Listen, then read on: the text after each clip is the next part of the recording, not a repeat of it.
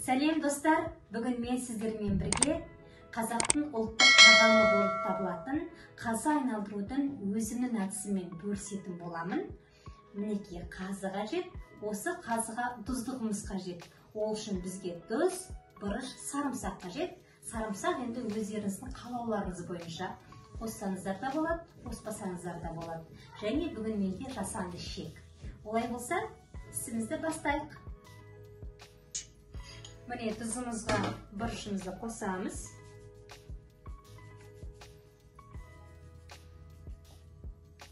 Одан кейін сарымсағымызды қосып, жақсылап тұрып араластырамыз.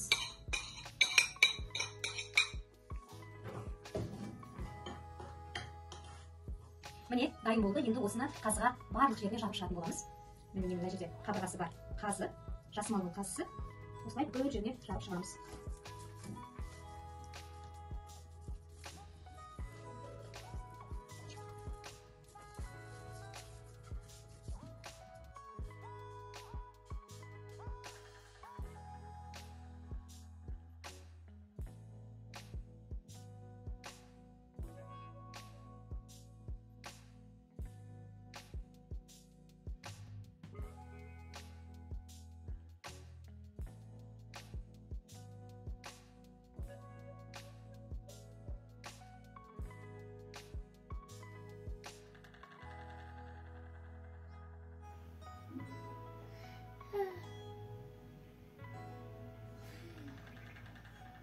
Мінекей қазымызды тұздап болдық.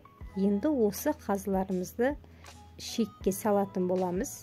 Әрине өзінің шегі болған тіптен жақсы. Десекте шек жетпей қалған жағдайда осындай жасанды шекке де айналдыруға болады.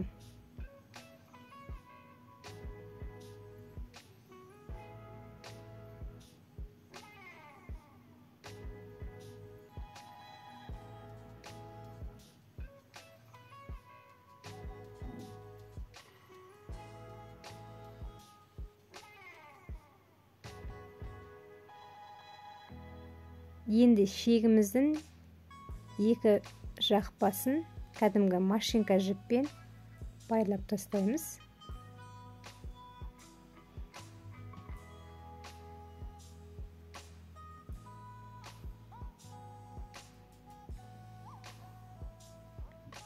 Міне, осылайша қазымыз дайын болды. Менен 4 дана қазы шықты. Астарыңыз дәмді болсын.